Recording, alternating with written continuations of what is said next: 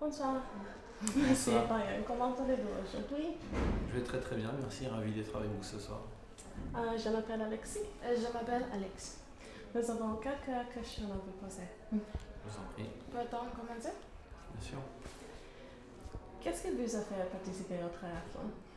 Alors ce qui m'a fait participer au triathlon de Port-Elisabeth, en fait l'an passé avec des amis, surtout un ami, on s'était dit que ce serait sympa de venir courir en dehors de l'Europe.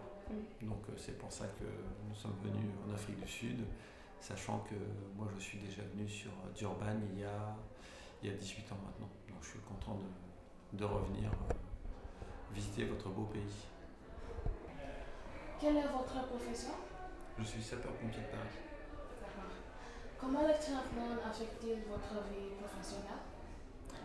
Dans le cadre de mon métier de pompier, j'ai 2 heures par jour pour faire du sport, essentiellement de la course à pied ou de la natation. Le vélo, je le fais sur mon temps libre, mais en tant que pompier, il faut avoir une bonne condition physique, donc j'arrive à cumuler les deux, même si parfois je dois me lever très tôt le matin ou faire des entraînements assez tard le soir.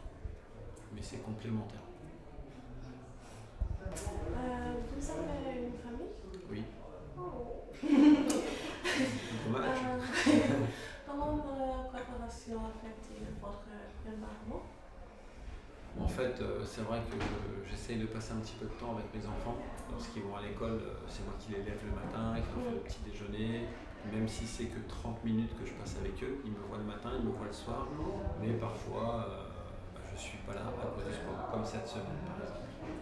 Mais bon, il y a Internet, il y a Skype, Facebook, on se voit beaucoup. Mais ils me soutiennent, ils sont contents. Est-ce que vous vous êtes déjà senti sourd durant la période de préparation? Pourriez-vous donner un exemple? Oui, ça arrive étant donné que pour un Ironman, il y a un gros volume d'entraînement. Le problème, c'est qu'il faut faire par exemple beaucoup de vélo. En France, décembre, janvier, février, il fait froid, il pleut. Donc lorsque vous faites 150, 180 km de vélo, lorsqu'il fait très froid, on se sent seul. Oui. Est-ce que vous avez des vices qui vous donnent la force de l'endurance au triathlon?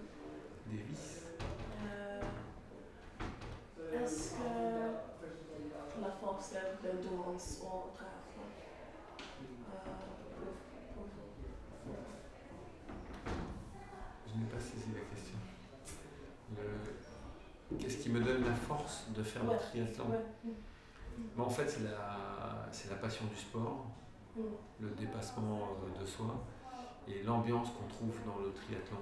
La fraternité, l'entraide et en fait, dans les valeurs du sport, on trouve beaucoup de valeurs de la vie. C'est pour ça que j'adore ce sport, même si c'est difficile.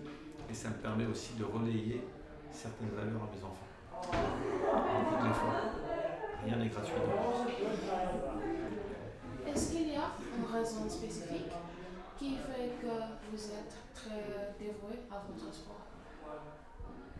Mais en fait, c'est tellement difficile que si on n'aime pas le sport, on ne le fait pas. Et en fait, il faut toujours, c'est comme dans la vie, il faut toujours se fixer des objectifs.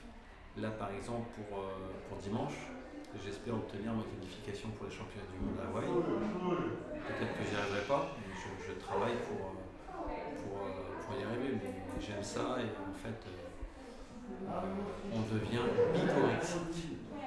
Je ne sais pas si vous connaissez ce mot. Bigorexique, c'est quelqu'un qui, par exemple, fait tellement de sport que ça devient quasiment une maladie. C'est une dépendance, quoi. C'est une addiction.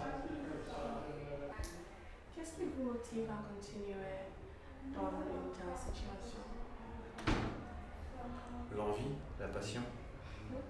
Le jour où je sentirai que m'entraîner, faire des compétitions me fatigue ou me procure plus de plaisir, j'arrêterai.